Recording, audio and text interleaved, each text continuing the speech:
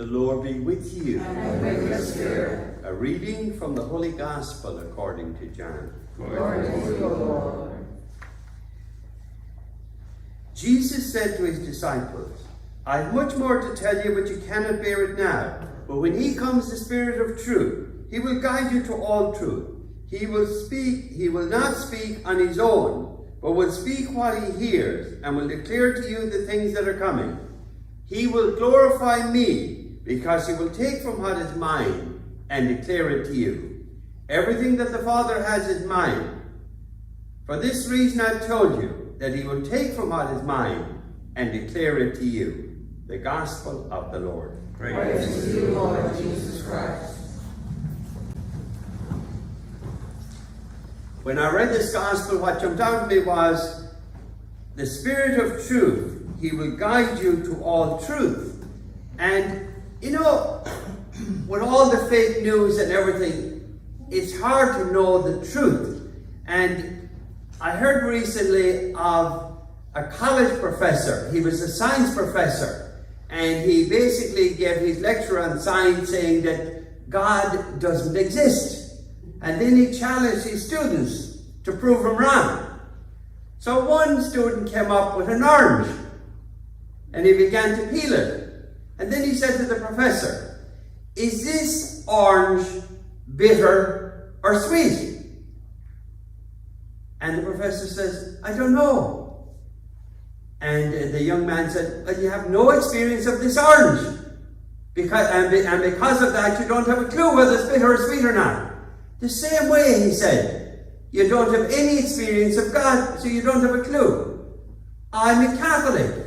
I experience Jesus in the Eucharist. I experience Jesus when I read the Bible. I experience Jesus when I pray. So I know God exists, but you don't. Just like the orange, you don't know whether it's bitter or sweet. And I think we have a huge vacuum in the church today between those that are with God and those that are not. And I think a lot of it is our own fault. The same when it comes to handing on the faith. We put great emphasis on catechetics, on teaching the people, but we have failed to evangelize. What's meant by that is we have failed to get them to have a relationship with God. And one of the great instruments of the past, I believe, for giving people a relationship with God was the rosary.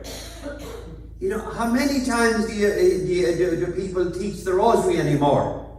Do people pray the rosary? I know here in this parish, and from my experiences in Ireland as well, and in Mexico, the rosary has been that great prayer that people prayed regularly, maybe several times a day, that really deepened their relationship with God. I think that's a great treasure we have. And I think we should encourage young people especially to pray the rosary. We're so interested in teaching. But you can know a lot about God and not know God. And by praying, by evangelizing, by having that personal relationship, that's when you experience, and that's when you know God firsthand. So we need to begin with that evangelization rather than the catechesis. And that's true of inactive Catholics. They say you shouldn't try and bring inactive Catholics back to church. Try and get them to pray the rosary or come to adoration. Something like that. So I think it's important that we invite, but remember, it's important that we experience and give the people an experience of God. Amen? Amen.